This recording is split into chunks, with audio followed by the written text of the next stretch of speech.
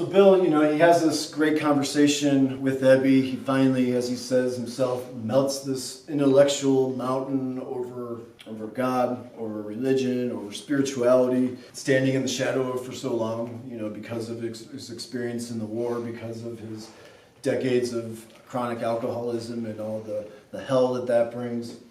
But just because, as somebody who's watching this who has experienced themselves, needing detox or in the throes of active addiction, just because you have a nice conversation with somebody that maybe sort of turns on some light bulbs in your head and gives you some motivation, it doesn't mean you're just going to stop right there, right? He's still stuck in the cycle of craving and the mental obsession, so he goes out and drinks pretty much immediately after he talks with Ebby, but at least the seed's been planted, and that's the main thing. I think that's what Ebby's intention was there. And so Bill goes into Towns Hospital under the treatment of Dr. Silkworth for the fourth and final time in December of 1934. And on page 13, it's pretty remarkable. He works 11 of the 12 steps in a 4-day span. All right, so let me just read this.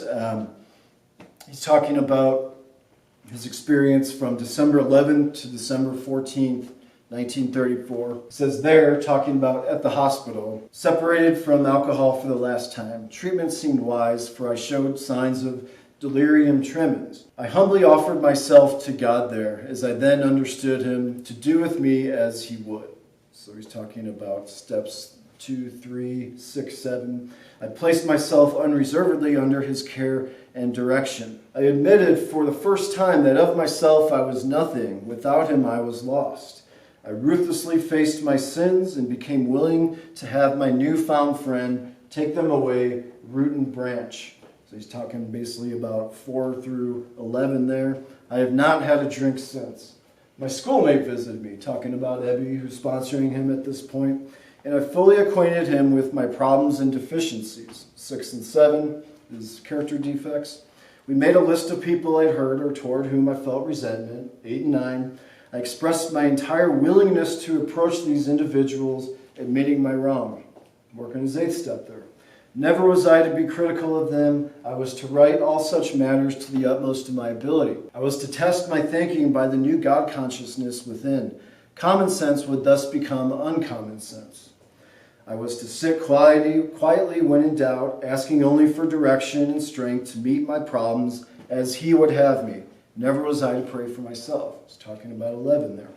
Except as my request bore on my usefulness to others, then only might I expect to receive, but that would be in great measure. So he's touching on 12 there. So really the only step he doesn't work in this 4-day span is 9, because he's in this institution. He can't go out and make direct amends to people. Maybe he was writing some letters, but he knows he wants to do some of this, as much of this stuff face to face as he can. So I ask you, think about, and I have asked myself this question many times, what were you doing on your 4th day of treatment, or your 4th day in detox? Was it complaining about the group schedule, or what time you had to wake up, or the nurse being late with your medications, or the movie list not being big enough, or not getting enough rec time? Probably something like that, right? Or just, being so drowned in the shame and guilt, of being back in treatment or being in treatment maybe for the first time. I mean, who's going out there and attacking, this stuff head on in a matter of 4 days, doing some of this stuff in their, in just a matter of their first few days? Not many of us. And then we wonder about these statistics that we see about, 1 in 10 person makes it, out of treatment, whatever it is. Getting a little cart before the horse here, but I want to say it before I forget. The reason they claimed 75% success rates in the early days of Alcoholics Anonymous is because they jumped into the middle of this stuff immediately. It was a matter of days, and they were helping other alcoholics. Ebby's sponsoring a guy at 2 months sober. Bill's working the steps 4 days in. There wasn't all these sort of self-propagated restrictions that we put on each other in recovery these days. Somehow the message has gotten watered down. Well, you can't do your 4-step until you're 6 months sober. You can't chair a meeting until you're 3 months sober. You shouldn't sponsor anyone until you at least have 2 years sobriety. Show me in the literature where it says that. These guys got sober at amazing rates, back in the 30s, 40s, because they were jumping in with both feet and doing the work, working through the steps in a matter of days, weeks. And you got 2 days sober, go help the person who can't get 24 hours. So they really emphasize the steps because that promises me a spiritual awakening. Step 12 promises me a spiritual awakening when it says, having had a spiritual awakening as the result of these steps, we carry the message to other alcoholics and practice these principles in all our affairs. And so that's the first thing. I need a spiritual awakening in order to recover from this disease. And nobody's saying a religious conversion or I need to go to church or, I need to believe in a specific God. We're just talking about I need an awakening of the spirit within me. I need to start seeing, put on a new set of glasses, as Chuck C said, and start seeing the beauty and grace around me and start engaging in life again. That's really all the spiritual awakening is. And the second thing, when all else fails, we throw ourselves into service, helping another alcoholic or addict. And those are the two main things that they stuck with. And, and it worked for them. So why do we get into all this other stuff that sort of waters down the solution? I don't know. Soapbox moment over. Moving on, Bill leaves the hospital. He gets he's at about 6 months sober. At this point, he's in New York, sort of just going to local bar rooms and back alleys and pulling alcoholics, into his home and sobering them up. And, whether they want to or not, he's just sort of a man on a mission. And he gets frustrated, a few months in, and he tells his wife, Lois, it's not working. Nobody's staying sober. And the wisdom of the great wife that she was, she tells him, but Bill, you're sober. And he kind of has a little light bulb moment there. And it's like, oh, okay. So this really reinforces the idea that, me helping these other newcomers or alcoholics out there, they may not all stay sober, but they're helping me stay sober, whether they know it or not, whether they even intend to or not. And most of them at that point didn't really intend to, There was no structured program or anything. It was just kind of this guy, saying, hey, you want to sober up in a moment of vulnerability? They say, yeah, and then they wake up the next morning and the craving kicks in and they just want to go drink, and that's what they do. So he ends up sort of about 6 months building up, getting to a point where people are willing to trust him a little bit, and he goes to Akron, Ohio in June 1935, May-June timeframe, kind of like this business prospect trip. It may work out, it may not, and as it turns out, it falls through. And he's pretty much stranded at the Mayflower Hotel in Akron, and doesn't really have much money, really doesn't even have enough money to get home. He talks about in the book, in the Vision for You chapter, how he hears the sound of people, during happy hour at the hotel, dancing and laughing gaily, merrily, and he starts getting thirsty. His deal's falling through. He wants to go home, but doesn't really have means to do it right then. And he's having a crisis. And he goes up to the bartender, saying, I didn't know if I was going to ask for a roll of nickels or ask for a drink. Well, he ends up getting the coins. And he goes to the church directory in the lobby of the Mayflower Hotel, and he starts calling numbers. And a lot of them don't pick up. And he'd say that, somebody might pick up, and he'd say something like, my name's Bill, I'm a rum hound from New York, and I need to talk to an alcoholic, otherwise I'm going to drink. And they're just like, what in the heck, clicks. So, the idea of one alcoholic needing to talk to another alcoholic was very foreign back then. So he really takes him to the bottom of the list when he finally finds a preacher who actually connects him with Henrietta Sieberling, who in the meantime, she's continued going into 1935 to her Oxford group meetings. And they get to an Oxford group meeting around this time, and Dr. Bob is also still attending, and she's trying to sort of break through that wall to get Dr. Bob to finally admit it. Not just her, some of her friends as well. And they have around this time a meeting where they say, tonight we're going to share hard.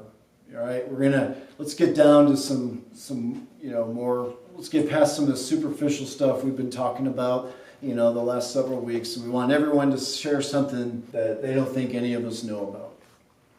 And to Dr. Bob's credit, he finally gets to his turn. He says, you all don't know it, but I'm an alcoholic, or whatever he says, problem with drinking. And they just also, kind of going back to the Chinese students earlier, and Sam Shoemaker sort of admits his problem. Likewise, they all just, kind of just start laughing, not out of shaming him or humiliating him, but just out of relief. They're so happy he finally admitted it. And lo and behold, Henrietta's been talking about how she's been praying for God to send somebody into Dr. Bob's life, to help him with his alcoholism. And she gets a call from Bill W., who's stranded in Akron, about 6 months sober, needing to talk to an alcoholic for fear that he's going to drink himself. And so she brokers this meeting between the two. And there's pride on both sides. Dr. Bob, he's hungover. He doesn't want to hear from some stranger from New York who's going to probably just lecture him about his drinking problem. He's heard all that millions of times, right? And he's finally begrudgingly agrees with Henrietta to meet at the Firestone, the Seaberling Cottage on the Firestone estate. He says, Dr. Bob says, I'll give him 15 minutes, and that's it. And Bill has his own issues because he hears Firestone estate, and he thinks he's going to meet, Roy Russell Firestone himself, the head of the, company. And with his, Bill still got his ego and his false pride, and he doesn't want to admit that he can't even afford a cab ride to get out there. It's about 6 miles outside of downtown Akron. And so he kind of walks away from the meeting himself, and then as he's going in the elevator up to his room, he realizes, no, I got to do this. And he goes back and he calls her back, and he walks the 6 miles. So still holding on to some pride, not wanting to admit that he didn't have a way to get out there.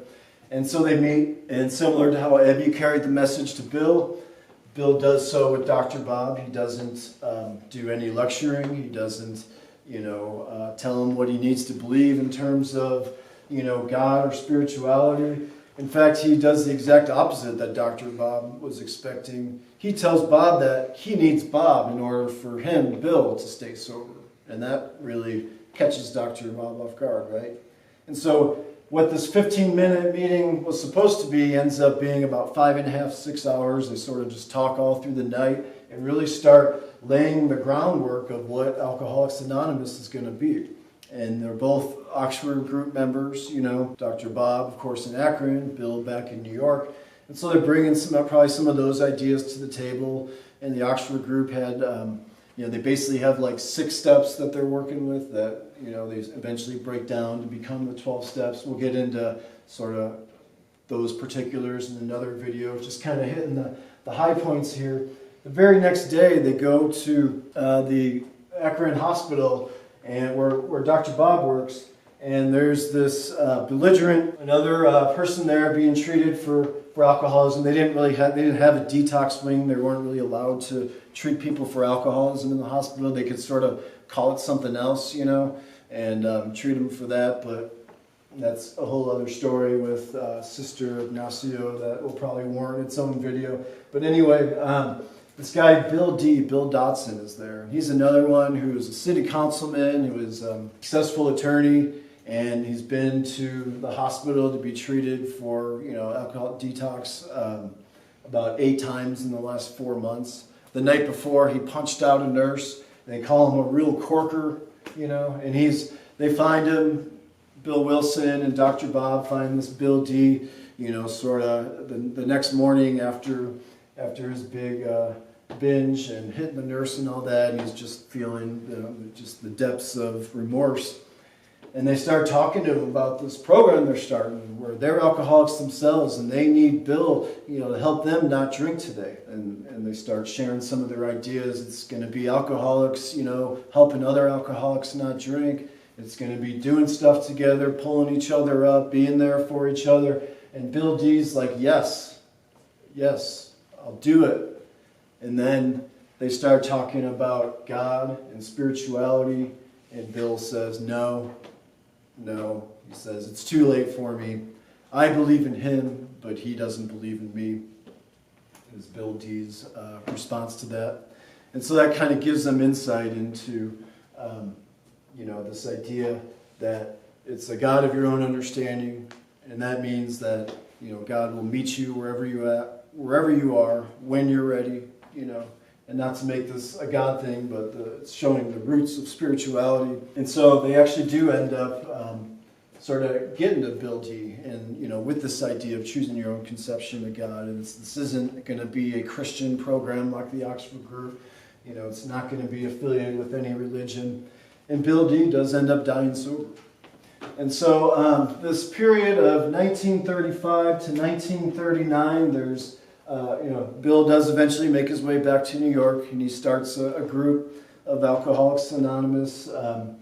And again, there's more history behind that as far as what to name it. It was originally going to be called like the First 100 because there's about 100 members in this 4-year period between 1935 and 1939 when the Big Book was published. It was going to be Bill's group of alcoholics. There was a few other ideas, none of them as good as what it ended up being, Alcoholics Anonymous. There was also some, bitterness among the Oxford group about Bill kind of had his own group of Oxford group that was all or mostly alcoholics, and they call them, Bill's Alcoholics group is sort of where that idea came from. So they ended up realizing they need to break off from the Oxford group. It's been helpful to a lot of them, but they need to start something different that has a primary singularity purpose, and that being to help other alcoholics achieve sobriety. So there's all sorts of opportunities for this thing to implode on itself in these first few years. Rockefeller was instrumental in wanting to help. We have a lot of philanthropists who they start hearing, articles about Alcoholics Anonymous, and it sounds good, and people have, good intentions, and they want to help. But Dr. Bob is the one who really emphasized to Bill, let's keep this thing simple. Bill, if he had his druthers, would probably have it up on billboards and commercials and make it a global enterprise. And Dr. Bob was kind of more of that small town, let's just keep this thing simple, one day at a time type deal. When you get a lot of alcoholics, there's sometimes a lot of egos, there's a lot of big personalities, and that was a very real concern that they could, this is a fragile, delicate thing they're trying to build. And there's a lot of steps along the way where it could have fallen apart, but it didn't, because of that sort of philosophy to just keep it simple, say no to the big offers for $100,000 or $1 million to, sort of incorporate the kind of thing. And Rockefeller was smart about it too. He actually limited the amount that they asked for a certain amount, Bill and Bob, and he said, I'll give you enough to basically pay your stipend, so that since they weren't working, they were spending Dr. Bob was still doing some doctor work, but Bill wasn't working. He was putting all his time into getting this thing off the ground, and Rockefeller and some others helped just sort of pay for what he needed to kind of keep that running, and keep a roof over their head, food on the table. And so they eventually, 1939, they published the Big Book. It's called, if you didn't know, it's called the Big Book because simply they wanted to give people some value for their money. So it has it's printed on thick paper, big pages, big wording, so it's literally a big book, right? And that's where it gets its name from, so nothing too mystical there. Try to get it to different hospitals, sort of solicit orders for, this book, and they really hope that it's going to just take off, that people are going to, Dr. Silkworth assigns his name to it, and the doctor's opinion writes a great chapter about alcoholism as a physical, mental, and spiritual condition.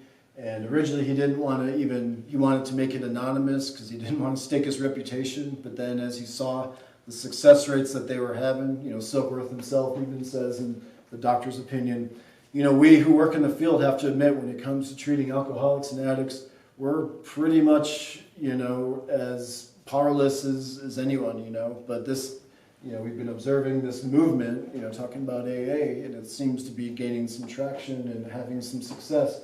So he does assign his name to it. Anyway, it doesn't take off quite so much as they had hoped. And then 1941, there's the Saturday Evening Post article, which at the time was a national magazine, and they do just this awesome write-up about AA and get some personal testimonials in there and really make it a cover piece. And that really kind of helps put it on the map. Their membership goes up into the tens of thousands after that. They start getting more meetings around the country, more books obviously being published and sold. And I guess you could say from that point, the rest is kind of history. One last thing I do want to point out, sticking with this theme of spirituality being at the root of recovery, and hopefully this has demonstrated a lot of that. Again, getting back to themes like making amends and restitution, surrendering your will, to a power greater than you, being of service, just being open-minded, willing, honest. They have, for that first 4 years or so, they have one group, AA group in Akron, Cleveland, and then they have another in New York. You see, the sobriety rates are a lot different. People are staying sober in Akron at a much higher rate than in New York. In New York, it's more of, we're going to go bowling together, we're going to focus on the recreation, we're going to focus on, one alcoholic, being there for each other and being able to relate to one another and share our stories and kind of commiserate or laugh about, old war stories and that kind of thing. And in Akron, Cleveland, it's all about spirituality. It is the root of everything they do. It is all about taking actions to grow along spiritual lines. And consequently, they're staying sober at a much higher rate in Akron and Cleveland, where they're emphasizing the spiritual solution. And so Bill even writes in a Grapevine article, he has a line where he says, basically we have to stop pussyfooting about this God business. He kind of comes to realize that this fellowship, the unity, the being there, alcoholics being there for each other is great, and that's a part of it. But, this is a spiritual program of action, as Bill even referred to the Oxford group when Ebby came to visit, a simple spiritual program of action, and that's what AA or really any recovery program is.